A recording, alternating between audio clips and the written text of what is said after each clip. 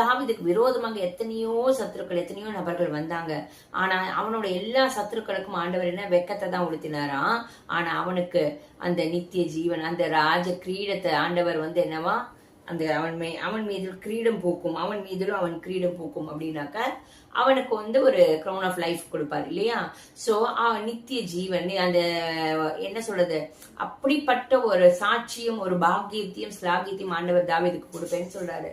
அப்போ தாவீது அப்படி கர்த்தருடைய இருதயத்துக்கு ஏற்ற மாதிரி நடந்து கொண்டதுனால, அப்ப நீங்களும் இன்னைக்கு என்ன பண்ணணும்? கர்த்தருடைய இருதயத்துக்கு என்ன, கர்த்தருடைய இருதயத்தை எப்படி அறிந்து கொள்ள முடியும்? அவரோட உலாவணும், அவரோட நடக்கணும், அவரோட சஞ்சரிக்கணும், அவரோட பேசணும், அவரை அறிந்து கொள்ள வேதம் வாசிக்கணும், ஜபிக்கணும், இன்னும் அவரை பத்தி தெரிந்து கொள்ள எத்தனையோ உங்க சபைகள் எத்தனையோ மூப்பர்கள் இருப்பாங்க, உங்க போதகர் இருப்பாரு, அவங்க கிட்ட கேளுங்க, எனக்கு இன்னும் சொல்லித்தாங்க, நான் எப்படி இன்னும் வேதம் வாசிக்கணும், நான் இன்னும் எப்படி ஜபிக்கணும், வீட்டுல அமர்ந்து கொண்டு ஆவியானவர் உதவியோடு கேளுங்க, ஆவியானவரே நான் இன்னும் கர்த்தர் அறிகிற அறிவுனால என்ன நிரப்புங்க, இன்னும் நான் புரிந்து கொள்ளணும், உமக்கு பிரியமான வாழ்க்கை வாழணும், உங்க இருதயத்துல நான் உங்க மார்புல சாய்கிற அப்படிப்பட்ட ஒரு பாக்கியம் ஸ்லாகிய வேணும், உங்களுக்கு பிடிச்ச மகளா நான் இருக்கணும்னு கேட்கறச்சே, நிச்சயமா அப்படிப்பட்ட தேவன் உங்களுக்கு அவரை வெளிப்படுத்துவார்.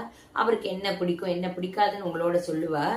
அதை கேட்டு நீங்க கீழ்ப்படியர்ச்சே நிச்சயமாகவே உங்க சத்துருக்களுக்கு அவர் வெக்கத்தை உடுத்துவாராம். அது மாத்திரமல்ல, உங்கள் மேல உங்களோட நீதியின் அந்த கிரீடம் பூக்கும் நிச்சயமா. ஆமீன்.